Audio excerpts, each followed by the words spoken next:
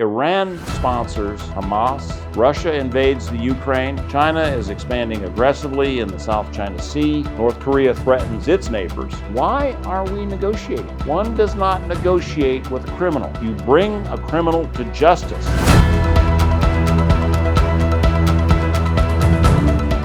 Have you noticed that all the terrible things in the world is initiated by 4 countries?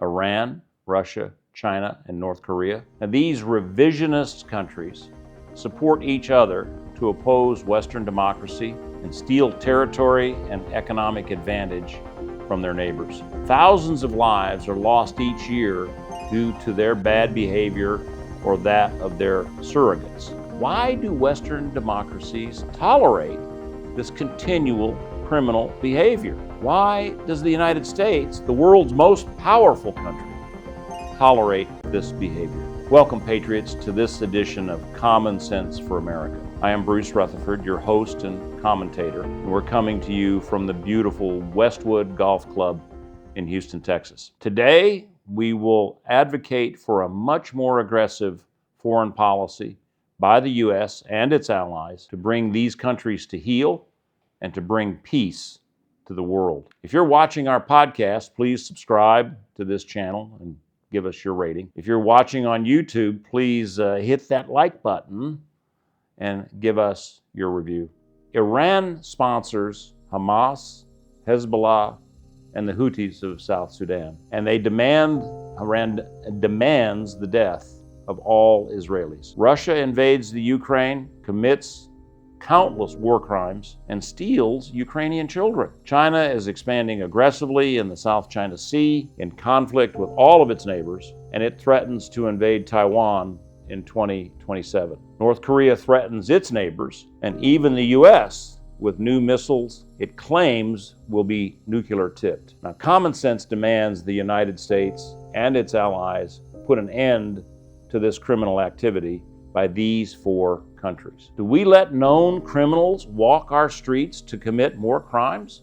No, we bring them to justice. We must do the same with these 4 criminal nations. Now, Iran advocates death to Israel, death to America, and it continues to develop nuclear weapons despite promises in negotiations not to do so. Iran sponsors terrorist organizations like Hamas, Hezbollah, the Houthis to murder on their behalf. Israel has recently destroyed Iran's air defenses and their capability to thwart air attacks, and Israel wants to destroy Iran's nuclear bomb development facilities. Now, the U.S. begs Israel's forbearance to give us time to negotiate Iran's nuclear stand-down. Yet Iran is closer than ever to a nuclear bomb. Why are we negotiating? One does not negotiate with a criminal.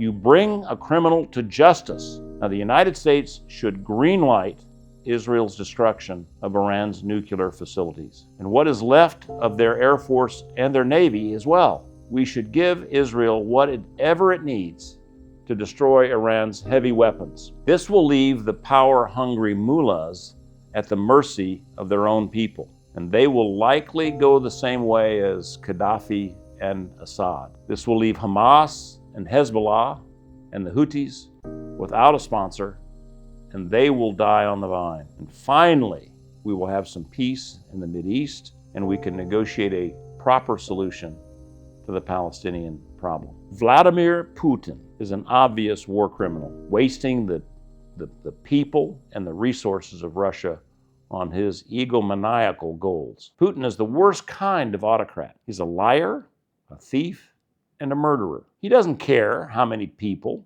including his own people, die to achieve his greedy goals for territory and power. Putin's aggression against Ukraine must be stopped and rolled back. Now, the way to stop Putin is to support Ukraine with troops and armaments. NATO, including the U.S., should supply troops and arms to push the Russians out of Ukraine. We should be careful that NATO troops do not invade Russia itself, but we must allow and enable Ukraine to hit targets inside Russia, including Russian nuclear sites, and even take Russian territory. Now, only then will Putin surrender and end hostilities. Ukraine should get all of its territory back, all of their children back, and reparations for the damage the Russians have done to Ukraine. The West should demand that Russia give up its seat on the UN Security Council, which it holds today illegally. Russia is not the USSR and had no right to inherit that seat. Its war crimes make Russia ineligible to hold that seat. The West should increase and maintain sanctions on Russia until a satisfactory peace is achieved. Now, many believe we cannot push Russia so hard for fear that Putin will launch nuclear missiles at Europe and at the US. Putin will not do that because he knows that would be suicide for him and for Russia. The concept of mutually assured destruction still applies. Putin is the ultimate survivor. He will not use nuclear weapons because he knows it will mean his own destruction. If it didn't happen during the Cuban Missile Crisis, it will not happen now. Now, the aggressive solution we advocate will show the world Russia is not the powerful ally that Putin claims to be. In this weakened state, Putin will be vulnerable to assassination by members of his inner circle, who are seeing their power and wealth being lost in Putin's failed adventures. With Putin gone, the Russian people can have a new chance for honorable leadership. When that happens, sanctions can be lifted and Russia can prosper again as a welcome member in the family of nations. Now, North Korea is very weak and propped up by China and to a lesser extent, Russia. Kim Jong-un maintains his communist grip on North Korea through his control of the army, secret police, and a system of gulags, horrible gulags, for his opponents that he chooses not to kill. Everyone lives in fear in North Korea. Famine is everywhere. At night, North Korea is the darkest place on the planet because it cannot produce electricity in any abundance. Yet, Kim Jong-un spends his nation's resources on developing missiles and nuclear weapons. And he does this to maintain his army. He believes this will keep him in power. He threatens his neighbors with missile tests and nuclear tests, thinking this will deter attacks on North Korea. Now, the US and its allies need not attack North Korea. We don't have to do that. We need only to follow the example of the Mongols who conquered China. They did not attack the Great Wall. They just bribed the guards to open the gates and let them in. The US and its allies should bribe the North Korean army and the North Korean secret police to overthrow Kim Jong-un and unite the two Koreas. Once united, Korea, with aid from the US and its allies, should feed the North Korean people to end their famines. The land should be redistributed from the state to the people for farms and businesses. The gulags will be disbanded, and the people freed from these horrible places will be loyal to the new government. Industrial development should begin immediately, especially the production of electricity. Korea will prosper, and the world will have a new democratic member in the family of nations. Now, this leaves us with China. China is the second largest economy in the world and has the largest navy and army by number of ships and men. China is expanding its territory into the South China Sea by claiming sovereignty over international waters and waters belonging to other countries, all in violation of international law. China is also building man-made islands in the South China Sea to be used as military bases to defend its illegal claims. All this is also in support of China's desire to unite with Taiwan. China hopes to control all of the sea lanes around Taiwan and eventually invade Taiwan, possibly in 2027. All of China's neighbors are opposed to these actions, but none can stand up to China alone.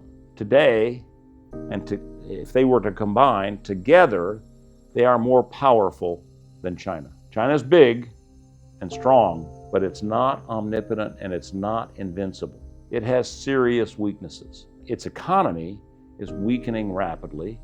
A terrible real estate bubble is exacerbating a debt crisis that's just now emerging. China has a terrible demographic problem in its aging population and the decline of the percentage of young people in society. Soon, there won't be enough young people to work and support the rest of society in China. China has been unable to develop a vibrant consumer economy like that of the US, and it remains dangerously dependent on exports to support its economy. The export dependency is under attack by President Trump's tariff demands and other nations that are also pushing back on China's aggressive export policies. Now, to address these economic challenges, Chairman Xi Jinping is reverting to more centralized control of the economy, not the decentralized and capitalism approach that propelled China into being the world's second largest economy. Now, this is a very serious mistake, a blunder by Xi, and a terrible thing for China. Another issue for China is an advantage for the rest of the world, and that is the age of Chinese leadership. Xi Jinping will be 72 years old in June 2025. He has been elected by the Chinese Communist Party as chairman for life. All his surrounding colleagues and subordinates are also of advanced age. All indications are that because of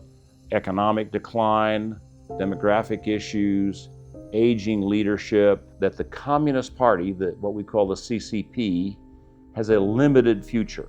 If we accept that the CCP has a limited future, a policy of containment rather than confrontation or all-out war will eventually lead to the fall of communism in China and new, enlightened leadership. But how do we contain such a behemoth as China? First, we move 2 of our 14 aircraft carrier task forces to the South China Sea and to the Western Pacific.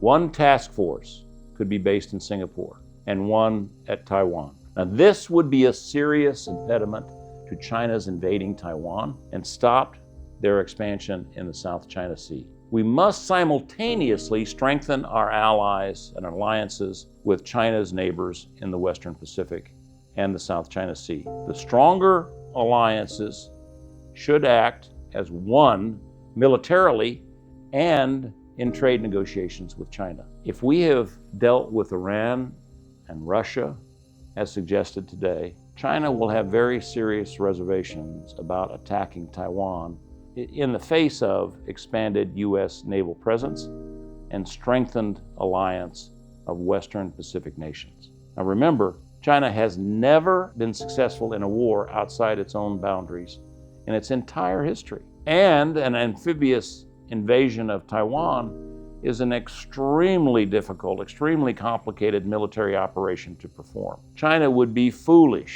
to attempt it against the opposition of the US-led alliance of Western Pacific nations. If we maintain this containment, Chinese communism will eventually fall, and new leadership will bring China into the family of democratic nations, and we can do it without a war. Now, please think about these new ideas for America and world foreign policy. I know some will think that I'm a warmonger and for suggesting such aggressive ideas, but history tells me that I'm right to suggest these more aggressive foreign policies. A more aggressive policy likely would have avoided World War II. Had Truman not initiated the policy of containing communism, where would the world be today? Had Reagan not used his aggressive policies against the Soviet Union, where would the world be today? Now, this is a great topic to discuss over cocktails and dinner with friends.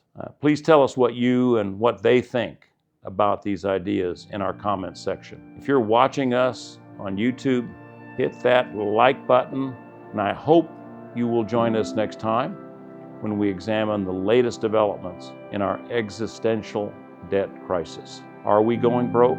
Until then, God bless you and yours, and God bless America.